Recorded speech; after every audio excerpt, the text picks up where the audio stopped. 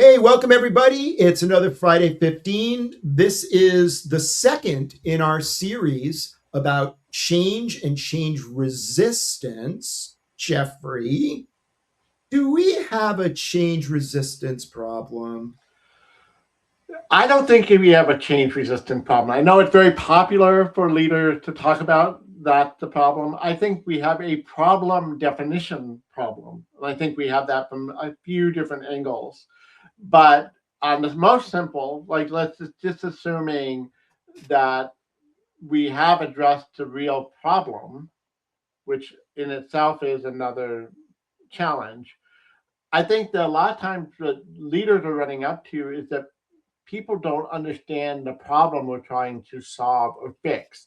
So it becomes a lack of communication and understanding this that how this is going to be the solution to that problem. A lot of times we're just pushing out change without even explaining why we're changing. And people really value the why. I've said this many times. It's one of my favorite survey questions I've ever created, but it's like, do leaders explain the why and not just the what? And leaders are really good about the what. Like, what is the change? We're going to change this. We're going to do this. This is what it needs to be done. That is the what people value is the why. Why are we changing? Why are you asking me to do this? Why is this important now? Right. So when you can spend more time, and not a lot of time, but give a little more time to the why, help people understand what the problem is and why this is the solution.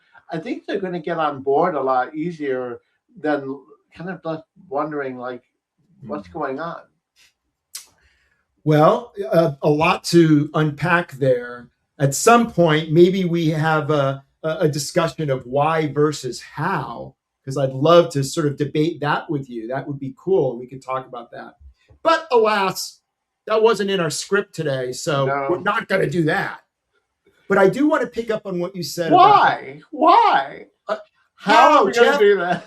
How could we? Um, but I like everything that you said. Where if we're not spending enough time on the problem, we're probably going to mess up the solution. We can't launch correctly if we're not pointing in the right direction. Or as one of my favorite cynical phrases is ready, fire, aim. Right? It's that type of thing. One of the one of the models that I talked about on my newsletter was this concept of the double diamond. The double diamond is a design model. Yeah, it's like expanding and then collapsing. So that's the first diamond. And then there's another one. What does that represent? It represents the problem and the solution. So the expansion is we really have to open up and not jump with our first assumption about what the problem is. Let's hear more. Let's talk to more people. Let's talk to the different shifts. Let's see what the salespeople say about the operations folks, that type of thing. That's the expanding. But you can't expand forever because you'll never get anything done. So at some point, you got to stop and then select. This is the type of problem. We're defining the problem in this way. And of course, there's a nice set of methods that you can have to make sure you grabbed the right definition of that. But now you've got it. Only then can you say, now we understand what the criteria are for a solution. And that's where the other diamond comes in. But let's open up and think about a bunch of different possibilities for how we could solve this problem. And then let's stop. And now let's actually constrict and focus in on the one, two, three that have the most potential to solve it. Problem, solution. It's right there, but we don't treat it that way when we think about change. Not often enough.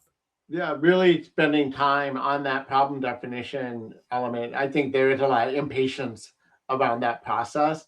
One of the things that I've read recently about some of the lack of progress or return on AI is a acknowledgement that we're not really spending time solving or figuring out what the problem that we're trying to solve for really needs to be. And so we're just throwing a bunch of stuff into AI and wondering why we're getting worthless slop out of it or the slop isn't being profitable, right? So I think I love that diamond aspect. You said something else in there that I also thought was really critical. Yeah, I know, that's shocker. Is but it kind of dealt with like the leaders.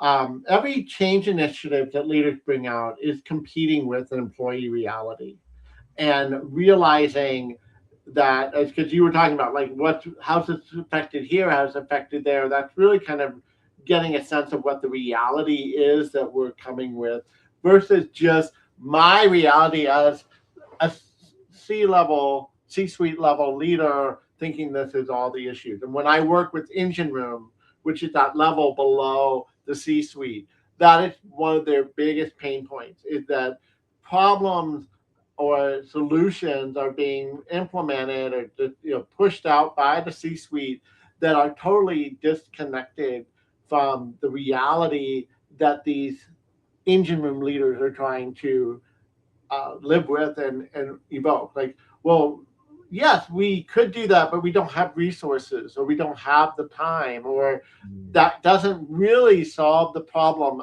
I have. That's solving our problem, but it's not solving my problem. So why would I engage with that? And and also a little bit if I deprioritizing something, which I know we're going to talk in another episode about, but well, what are my priorities now? Because you're pushing out something. So just that sensitivity, is this problem my problem as an employee? Realizing that reality before you just assume it can help with that resistance feeling as well. Yeah, I love what you're saying because again, it fits one of the foundational um, values of design thinking, which is you have to have empathy. And what that means when you're designing a product, when you're designing a service, when you're designing a part of the organization, you have to sort of get inside the shoes of someone. How do they see it? Do they perceive the same problems? When you talk about the same problem, are they seeing it from the same point of view? Is there different aspects that one person sees and the other person does not? So that makes sense. Another thing that popped into my head, um, a lot of times when we are faced with an issue, whether it's from a survey or from some other crisis that the organization has, there's a knee-jerk reaction to say, well, let's throw some training and let's throw some communication at it. Clearly, if we just tell them, then they'll agree with us. Then suddenly the clouds will part and we're all going to be great. And oh, by golly, training will solve everything. They just don't know. And don't misunderstand me, communication can get you so far, and training might solve certain problems. But I love reminding folks that it's not necessarily capability, it could be motivation. Right. So we talked about that on our first issue. Jeff, I agree with you about the problem, but I don't agree with you about the solution you're posing. And so I'm not motivated to sort of go down that path. Yeah. But the real missing one is opportunity. And you talked about this, right? So the idea of, gosh, it's not that I don't know how to be a coach and a leader. I took the courses. I would love to do that. I'm very motivated. I love my team. I don't have the time. There's no way that I can spend that amount of time with the 8 people who directly report into me. And so you're hitting me with training and you're talking about communication and you're completely missing what the issue is. Yeah. That's and that goes back to that listening and the empathy as well. And that's one of the reasons why some of the most successful factors of change is when you are involving the employees in the change, right? And again, that explanation of why and the how of what's going on with the change effort is a way of inviting people in and curating a better solution. Maybe we're still at that wider end of the the diamond, the problem diamond, and really making sure that we are um, reacting to what really is going to resonate and get fixed at their level, right? And so that helps clarify. We talked about clarity is kind is a big factor here as well, but that involving people by helping them understand the problem and then inviting them in to craft some of the solutions or to make sure that we are covering all the right facets of that problem can be really powerful in greasing the changes, the wheel of change. You know, another aspect of this that I think we're going to be talking about, maybe for our next in our series, there is this need for speed. And so I think when leaders are trying to rush things along, well, what happens? You know, I think part of it is we don't want to spend a lot of time on trying to define what the problem is. I just paid for this whole survey. Oh my gosh, I don't want to have focus groups. I don't want to have another, hackathon session so we can come up with this, that. Well, guess what? You're just skipping past, as we said, the most foundational part of what the change needs to be is figuring out what is it that we're shooting for. So there's another angle which I don't know if we mentioned so far today. So let's throw this on the table. I can recall in my experience having a boss, come to me and really say, Paul, I really am leaning on you. I really want you to, and then talked for about 45 minutes. And I walked out and turned to my peer who was in there, and we said, I have no idea what this person is asking us to do. And so, if we're not defining the problem, if we're not being articulate, then guess what? There's ambiguity, and therefore nothing happens.